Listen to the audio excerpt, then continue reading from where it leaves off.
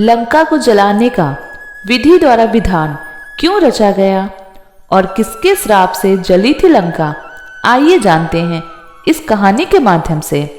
लंका दहन रामचरितमानस का एक महत्वपूर्ण प्रसंग है। यह सर्वविदित है कि हनुमान जी ने लंका को जलाकर भस्म कर दिया था, लेकिन लंका को जलाने का विधि द्वारा विधान क्यों रचा गया, यही कारण था या फिर इसके पीछे ऐसी वजह है जिसके बारे में अधिक लोग नहीं जानते। दरअसल मां पार्वती के श्राप के कारण रावण की सेना की लंका जलाकर राख कर दी गई। एक बार भगवान विष्णु और माता लक्ष्मी मां पार्वती के निमंत्रण पर कैलाश पहुंचे। इस दौरान मां लक्ष्मी ठंड से ठिठुर रही थी। जब उनसे रहा न गया तो उन्होंने पार्वती जी से कहा कि आप राजकुमारी होते हुए भी इस हिम पर्वत पर इतने ठंड में कैसे रह रही हो। इससे मां पार्वती को बहुत दुख हुआ। कुछ दिनों बाद शिव और पार्वती लक्ष्मी के बुलावे पर बैकुंठ धाम पहुंचे। बैकुंठ धाम का वैभव देखकर मां पार्वती ने शिव से भी अत्यंत भव्य महल बनाने की इच्छा जताई। शिव ने देव शिल्पी विश्वकर्मा को लंका बनाने का काम सौंपा। इसके बाद ही उन्होंने सोने के महल का निर्माण किया था। इस महल की वस्त्र प्रतिष्ठा की पूजा के लिए ऋषि वृषवा को बुलाया गया, लेकिन वह महल की सुंदरता के दीवाने हो गए और उन्होंने यह महल ही शिव से दान में मांग लिया। शिव ने ऋषि वृषवा को यह महल दान कर दिया। मां पार्वती इससे बहुत क्रोधित हुई। उन्होंने विश्वा को श्राप देते हुए कहा कि तेरी यह नगरी भस्म हो जाए।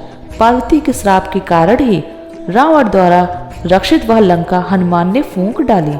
गौरतलब है कि ऋषि वृषवा ही रावण के पिता थे। क्यों नहीं नष्ट हो रही थी लंका, आइए जानते हैं। जब हनुमान जी लंकेश रावण की लंका को जला रहे थे तब एक बहुत ही विस्मयकारी घटना हुई। लंका में आग लगती और लंका को बिना हानि पहुंचाए अदृश्य हो जाती थी।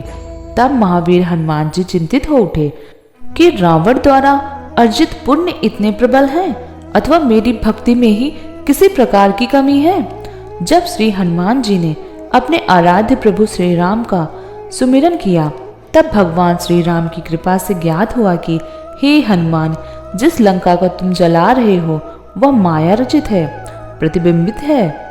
असली लंका तो मां पार्वती के हाथों शनिदेव की दृष्टि से पूर्व में ही ध्वस्त हो चुकी है। शनिदेव लंका के तल में है, इसलिए यह प्रतिबिंबित लंका नष्ट हो रही है। तब हनुमान जी महाराज ने जाकर शनिदेव को रावण की कैद से मुक्त कराते हैं। शनिदेव के बाहर आते ही ज्यों ही उनकी दृष्टि उस बिंब लंका पर पड़ी, वह धू धू कर जलने लगी, क्योंकि मां पार्वती के मन में लंका को स्वयं ध्वस्त करने का दुख था। उसी के फलस्वरूप मां पार्वती ने अपने मन का बिंब रावण को दिया था। उसी प्रकार मनुष्य जब अपने सत्कर्म भूलकर दुष्कर्म के प्रवृत्ति को माया रूपी सुखों की रचना कर उन्हीं में डूब जाता है, सुमिरन भूल जाता है, तब शनिदेव उसे अपना अस्तित्व और कर्म याद करवाते हैं। इसीलिए उन्हें न्यायाधीश कहा जाता है। जय श्री राम, जय हनुमान जी। धन्यवाद।